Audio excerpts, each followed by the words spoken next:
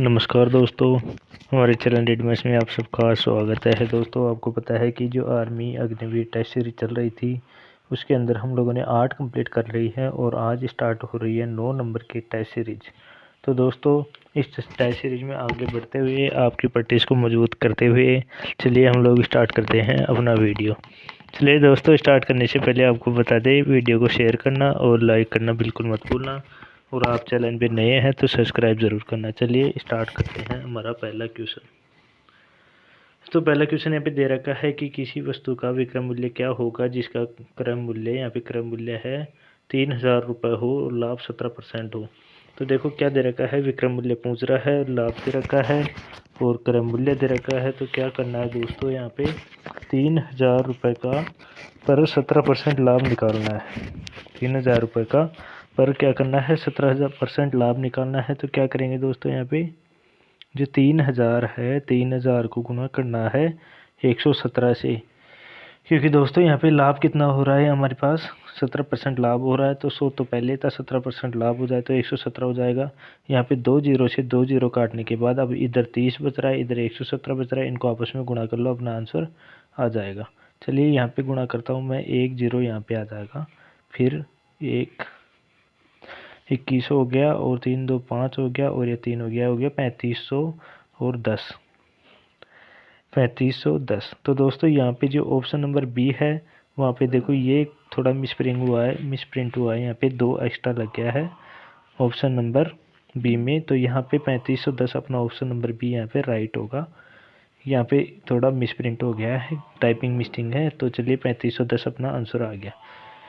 चलिए next question के अंदर चलते हैं। एक त्रिभुज का आधार 12 सेंटीमीटर है, जैसे कि ये त्रिभुज है तो त्रिभुज बना लिया मैंने। आधार कितना दे रखा है, 12 सेंटीमीटर आधार है।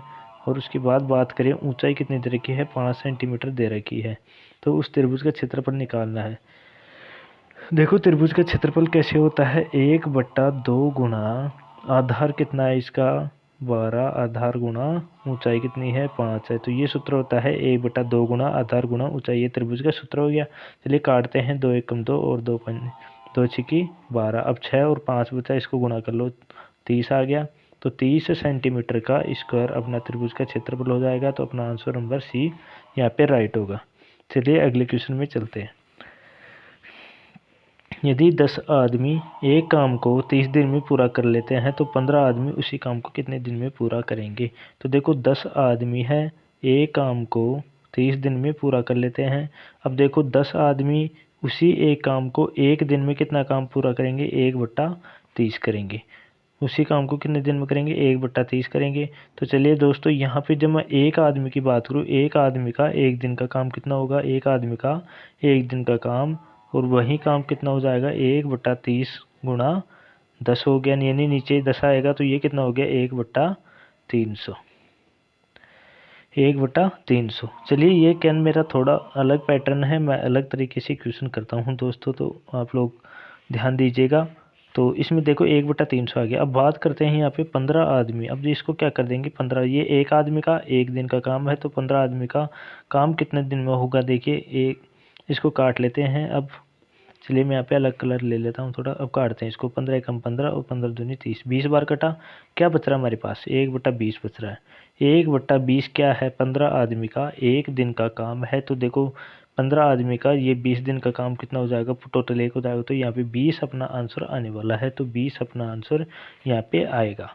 क्वेश्चन नंबर 3 का 20 अपना यानी ऑप्शन नंबर 1 यहाँ पे रहने वाला है। तो दोस्तों आपको यदि समझ में नहीं आ रहा है तो आप लोग कमेंट कीजिएगा, हम ज़रूर आपको मदद करेंगे। यहाँ पे कोई भी मिसिंग आए, कोई भी आपको दिक्कत आए तो ज़रूर कमेंट कीजिएगा, हम लोग आपका सॉल्यूशन करने की कोशिश करेंगे। तो दोस्तों इसको मैं दोबारा समझा दूँ, यदि आपकी समझ में नहीं आ रहा तो मैं फिर से इसको समझा सकता हूँ कैसे करा किया मैंने। देखो सबसे पहले 10 आदमी हैं और 10 आदमी का एक काम है 30 दिन में पूरा करते हैं। 10 आदमी एक काम को एक दिन में कितना करेंगे, 1/30 करेंगे। वहीं 10 आदमी, ये एक आदमी का एक दिन का काम कितना हो जाएगा, 1/30 गुणा 10 कितना हो गया, इधर से 1/300 हो गया। अब देखो इसको मुझे क्या करना है, 15 से गुणा करना है, तो 15 से मैं गुणा कर देता हूँ। कितना बच रहा है, 1/20 बच रहा है।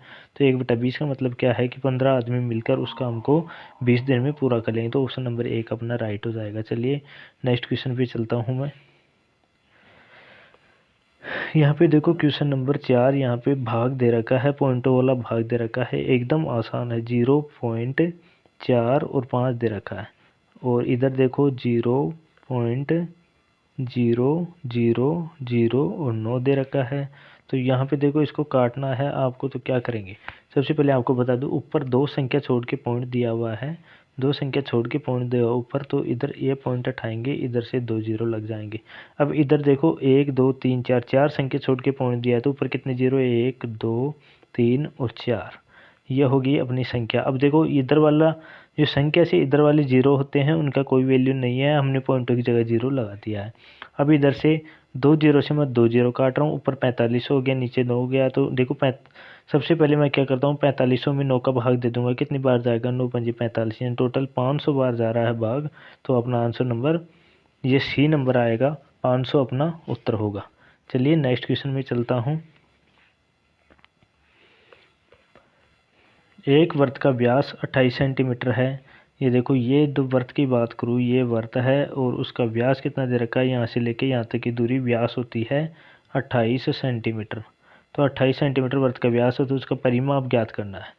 परिमाप क्या होता है दोस्तों, ये चारों तरफ की दूरी है, उसको बोलते हैं परिधि।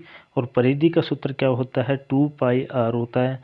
तो 2 गुणा कितना, पाई का मान 22/7, आर का मान कितना है, ये 28, आर का मान नहीं है दोस्तों, ये व्यास दे रखा है। और त्रिज्या हमेशा व्यास की आधी होती है, तो यहाँ पे 14 त्रिज्या आ जाएगी। चलिए काटता हूँ इसको, 7 एकम 7, 7 दूनी 14। अब क्या आ रहा है यहाँ पे, पाई दूना 44, 44 दूना 88, यानी क्या आएगा 88 centimetre. 88 centimetre, option number C यहाँ पे राइट होगा। चलिए नेक्स्ट क्वेश्चन में चलते हैं। एक शंकु के आयतन का सूत्र क्या होता है, शंकु का आयतन का सूत्र। चलिए दोस्तों ये तो एकदम इजी है, कमेंट कीजिए जल्दी से, शंकु के आयतन का सूत्र क्या होगा, जल्दी से कमेंट कीजिए। आप लोगों ने सबने पढ़ा होगा कक्षा 10वीं 10वीं 11वीं 12वीं, आप जो भी पढ़ चुके हैं, तो शंकु का आयतन तो सब पढ़ चुके होंगे। जल्दी से कमेंट कीजिए टाइम वेस्ट नहीं करते हुए। तो दोस्तों यहाँ पे शंकु का आयतन का सूत्र होता है 1/3 पाई आर स्क्वायर और एच, ये होता है शंकु के आयतन का सूत्र, आयतन। तो दोस्तों यहाँ पे जो ऑप्शन नंबर सी अपना राइट होने वाला है। यहाँ पे क्या ना स्कोर नहीं लगा पाता हूँ मैं टाइपिंग में, तो इतना ही आता है। तो 1/3 पाई आर स्क्वायर एच, ये अपना शंकु के आयतन का सूत्र होगा। चलिए नेक्स्ट क्वेश्चन की चर्चा करते हैं हम लोग। यहाँ पे दे रखा है 7 अनुपात, यहाँ पे देखो दोस्तों क्वेश्चन दे रखा है 7:x है, 7:x है, बराबर कितना दे रखा है 28 अनुपात कितना 48 दे रखा है। तो यहाँ पे देखो इसको इससे गुणा कर लो, इसको इससे गुणा कर लो, x का मान निकालना है। तो x बराबर कितना आ जाएगा, 7 गुणा 48 बट्टा कितना 28, 7 एकम 7 और 7 चौक 28। अब देखो 48 में कि 4 का भाग जा रहा है, बिल्कुल जा रहा है, कितने बार जा रहा है, 12 बार जा रहा है। तो अपना आंसर x का मान कितना आ रहा है, यहाँ पे x का मान कितना आ रहा है दोस्तों, x का मान 12 आ रहा है। x का मान कितना आएगा दोस्तों, x का मान 12 यहाँ पे आने वाला है। चलिए दोस्तों अगले क्वेश्चन में चलते हैं। अगला क्वेश्चन है 6, 8, 10 और x 7 का समांतर मध्य कितना है, 8 है, तो x का मान निकालना है। तो देखो यहाँ पे 6, 8, 10 और 7, इन सबको पहले तो जोड़ लो। 8 और 6 से कितने हो गए दोस्तों, यहाँ पे 14 हो गया, 14 में 10 जोड़ा तो 24, और 24 में 7 जोड़ा तो कितना हो रहा है 31 हो रहा है। 31 प्लस एक्स को भी इसी में जोड़ेंगे तो 31 प्लस एक्स बराबर किसके बराबर होना चाहिए, 8। समांतर माध्य 8 है, संख्या कितनी है, ये 5 संख्याएं हैं, तो 5 से गुणा होगा, तो कितना हो गया 40 हो गया। जब x का मान इधर से निकालेंगे तो 8 पंजे 40 में से 31 कम होगा, x बराबर कितना हो जाएगा, यहाँ पे 9 बचेगा, तो x के बराबर 9, यानी ऑप्शन नंबर सी यहाँ पे राइट होगा। चलिए दोस्तों नेक्स्ट क्वेश्चन में चलते हैं। यहाँ पे नेक्स्ट क्वेश्चन दे रखा है द्विघात समीकरण का हल क्या होगा। द्विघात समीकरण देखो, जैसे कि कोई भी द्विघात समीकरण ax² प्लस में bx प्लस में c, दोस्तों ऐसी समीकरण आ जाए ax², यहाँ पे क्या ना bc, यानी टाइपिंग मिसिंग है, मैंने यहाँ पे समीकरण लिख दी ax² plus bx plus c आ जाए, तो उसका हल क्या होगा। तो हल निकालने के लिए दोस्तों हमारा एक सूत्र होता है, श्रीधर आचार्य सूत्र बोलते हैं, x बराबर -p प्लस माइनस एक्स बराबर minus b plus minus b square minus का 4ac बी स्क्वायर माइनस का 4ac अपॉन में 2a। दोस्तों ये सूत्र होता है एक्स बराबर minus b plus minus b square minus 4ac upon में 2a। अपना क्या हो जाएगा यहाँ पे आंसर हो जाएगा क्वेश्चन नंबर 9 का। चलिए दोस्तों क्वेश्चन नंबर 10 में एक कार 54 किलोमीटर प्रति घंटे की चाल से जा रही है, यानी कार की रफ्तार कितनी है 54 किलोमीटर प्रति आवर। तो कार की चाल मीटर पर सेकंड में क्या होगी, कार की चाल क्या होगी मीटर पर सेकंड में क्या होगी। अब दोस्तों मैंने कई बार आपको बताया है कि किलोमीटर प्रति आवर से जो किलोमीटर है उसको प्रति आवर से मीटर पर सेकंड में चेंज करना है, मीटर पर सेकंड में चेंज करना है तो किससे गुणा कर देंगे 5/18 से उसको गुणा कर देंगे। तो मैंने आपको बताया था दोस्तों, कई बार बता चुका हूँ 5/18 से गुणा करेंगे। यदि बात करें मीटर पर सेकंड की और उसको किलोमीटर प्रति आवर में परिवर्तन करना है तो 18/5 से उसमें गुणा कर लेते हैं 18/5 से। तो देखो यहाँ पे मैं आंसर निकालना चाहूँ तो क्या आंसर आएगा दोस्तों, यहाँ पे आंसर क्या आएगा 54 को क्या कर दूंगा मैं यहाँ पे गुणा करना है 5/18 से। चलिए इसे काट रहा हूँ 18 को 18 18 थी 54, यहाँ पे कितना आ रहा है 5 थी 15 मीटर पर सेकंड, यानी ऑप्शन नंबर सी यहाँ पे जो डी की जगह मैंने लिख रखा है 15 मीटर पर सेकंड। चलिए दोस्तों अगला क्वेश्चन, नीचे दी गई कोई श्रृंखला के अंदर परसेंट चिन्ह के स्थान पर कौन सी संख्या आने वाली है। यह अपनी रीजनिंग स्टार्ट हो गई। 10 क्वेश्चन मैथ के हैं 5 रीजनिंग के। तो यहाँ पे जो संख्या है उसकी जगह मतलब जो ये चिन्ह है या श्रेणी है उसको मैं पहले लिख लेता हूँ कौन कौन सी दी हुई है। यहाँ पे देखो दोस्तों यहाँ पे कौन कौन सी श्रेणियाँ अपने को दी हुई है। तो यहाँ पे जो श्रेणियाँ हुई है 3 है 7 है 16 है 35 है और यहाँ पे क्वेश्चन मार्क का निशान और फिर 153 है। तो यहाँ पे दोस्तों देखो मैं यहाँ पे क्या कर रहा हूँ कि देखो 3 को मैं यहाँ से 2 से गुणा कर रहा हूँ, 3 को गुणा कर रहा हूँ 2 से और उसके अंदर कितना जोड़ रहा हूँ 1 जोड़ रहा हूँ तो 7 आएगा। यहाँ पे मैं 7 है, यहाँ पे 16 दिया हुआ है तो यहाँ पे 7 को यदि मैं 2 से गुणा करता हूँ 14 होता है और 14 में क्या जोड़ता हूँ 2 जोड़ता हूँ तो 16 आ जाएगा। तो यहाँ पे देखो मैं 16 को क्या करूँगा 2 से गुणा करूँगा 16 गुणा यहाँ पे 2 से गुणा करना है 16 को, तो 16 को जैसे ही 2 से गुणा करूँगा 32 हो जाएगा और उसमें 3 जोड़ूंगा 35 हो जाएगा। उसी प्रकार क्या करना है कि जैसे कि मैं यहाँ पे अब यहाँ पे मार्क करके लगा रहा हूँ, देखो 2 से गुणा किया 1 जोड़ा, 2 से गुणा किया 2 जोड़ा, 2 से गुणा किया 3 जोड़ा। उसी प्रकार 35 को भी 2 से गुणा करना है, कितना हो जाएगा 17 हो जाएगा और 70 में कितना जोड़ना है 4 जोड़ना है। तो उसी प्रकार हमारा आंसर हो जाएगा यहाँ पे 74 आंसर यहाँ पे होने वाला है हमारा क्वेश्चन नंबर 11 और उसका आंसर होने वाला है यहाँ पे 74। हमारा अगला क्वेश्चन में चलते हैं। निम्नलिखित 4 शब्दों में से 3 शब्द किसी एक प्रकार से समान है, यानी इसमें से 3 शब्द है जो एक प्रकार से समान है और एक असमान है तो उसका चयन करना है। एक असमान है उसका चयन करना है तो दोस्तों यहाँ पे कौन सा आएगा, चलिए जल्दी से कमेंट कीजिए।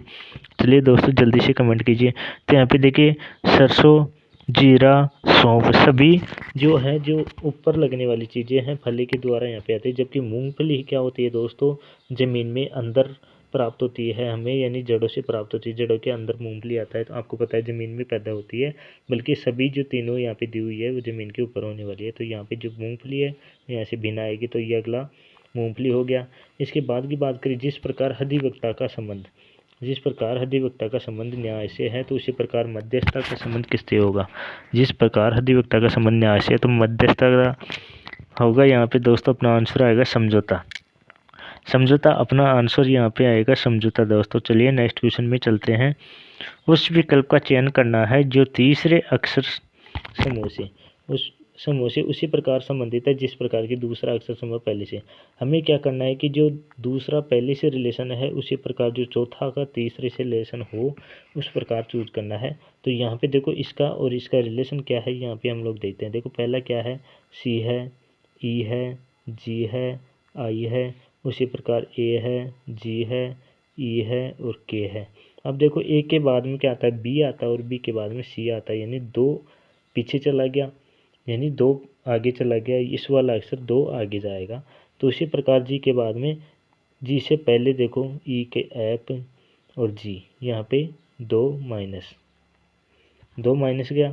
यहाँ पे देखो फिर बात करते हैं ई के बाद में ऐप और जी, फिर 2 प्लस गया और उसी प्रकार ये फिर आई के बाद में जे और के, यानी फिर 2 माइनस के, यानी एक बार 2 आगे गया, फिर 2 पीछे गया, फिर आगे आया, फिर 2 पीछे गया। उसी प्रकार अब इसमें से आंसर अपने को मैच कराना है। देखो ऐसा कौन सा अक्षर यहाँ पे पकड़ना है, उस विकल्प का चयन करना है जो तीसरे अक्षर समूह से उस प्रकार संबंधित होगा। तो यानी हमारा अक्षर ऐसा होना चाहिए कि 2 आगे होता ही डी हो जाए। तो यहाँ पे देखो बी के बाद में सी आ जाए, फिर डी आ जाए, यानी जिसके स्टार्टिंग में बी दे रखा है वो अपना आंसर यहाँ पे होने वाला। तो स्टार्टिंग में बी किसका दे रखा है दोस्तों, स्टार्टिंग में बी देखो इसका दे रखा है, इसका दे रखा है, तो अपना ऑप्शन नंबर बी और डी तो हो गया कट। अब इसके बाद में बात करेंगे 2 आगे की बात के लिए, अब 2 पीछे की बात करते हैं। तो पीछे की बात करते हैं तो यहाँ पे देखो ऐप के बाद में जी और एच, जिसमें एच आ रहा हो, तो यहाँ पे तो देखो डी आ रहा है, तो डी वाला ये भी कट हो गया, डी वाला कट गया, तो एच केवल इसी में आ रहा है। तो अब देखो दोस्तों हमारा आंसर होगा बी एच एफ और एल। चलिए यहाँ पे नेक्स्ट क्वेश्चन यहाँ पे देखते हैं। किसी कूट भाषा में वेक्ट्री को यहाँ पे ये इस शब्द को ये लिख दिया है। अब देखो यहाँ पे कूट भाषा में अब इसको क्या लिखेंगे। अब यहाँ पे देखो पैटर्न अपने को लगाना है कि कौन सा पैटर्न यहाँ पे लग रहा है दोस्तों। तो यहाँ पे देखो कौन सा पैटर्न लग रहा है, मैं इसको लिख रहा हूँ। वी है, आई है, सी है, टी है, ओ है, आर है और फिर वाई है। उसके बाद देखो सी है, आई, वी, एस, वाई, आर और ओ। तो दोस्तों यहाँ पे देखो कौन सा शब्द आया है। तो यहाँ पे देखो मैं यहाँ पे बात करूँ, इधर वी आ गया, अलग कलर ले लेता हूँ दोस्तों, इधर से वी आ गया, इधर से सी आ गया, आई सेम है, इधर ओ आ गया, इधर वाई आ गया, ये सेम है, और इसके बाद में एस से पहले यानी टी। ये देखो ये भी दोनों क्रम से जुड़े हुए हैं। तो अपने को भी देखो इसको मैं ऐसे ही सोल्व करता हूँ। क्या आएगा यहाँ पे लिखता हूँ इसको मैं, T R A I T O R. देखो इसमें यहाँ पे ए आएगा, सबसे पहले क्या आने वाला है, ए आने वाला है सबसे पहले। तो यहाँ पे ए किस में नहीं आ रहा, उसको तो काट दो पहले। इसमें ए नहीं आ रहा, इसमें ए नहीं आ रहा, ये तो कट गया। अब 2 में ए आ रहा है, चलिए इसको आगे और देखते हैं। यहाँ पे बीच में ए के बाद में आर आएगा, आर आ रहा है, फिर यहाँ पे टी आएगा, बिल्कुल टी आएगा। तो इस बीच वाले को तो छोड़ो अभी, और इसके बाद में देखो लास्ट में टी आ रहा है, किसके आ रहा है लास्ट में टी, यहाँ पे आर आएगा, यहाँ पे ओ आ रहा है, यानी आर और टी आ रहा है लास्ट में। तो आर और टी ऑप्शन नंबर सी में आ रहा है, option number C, option number C यहाँ पे राइट होने वाला है। तो देखो ये कोडिंग डिकोडिंग के 1 या 2 क्वेश्चन आएंगे, पैटर्न समझना है बस, बल्कि एकदम आसान क्वेश्चन है। तो दोस्तों आज की हमारी 9 नंबर की टेस्ट सीरीज कंप्लीट हुई, और उम्मीद है आपको पसंद आई होगी। तो चैनल को सब्सक्राइब जरूर करना। हाँ, हम लोग लेके आएंगे ऐसी टेस्ट सीरीज। तब तक के लिए धन्यवाद दोस्तों।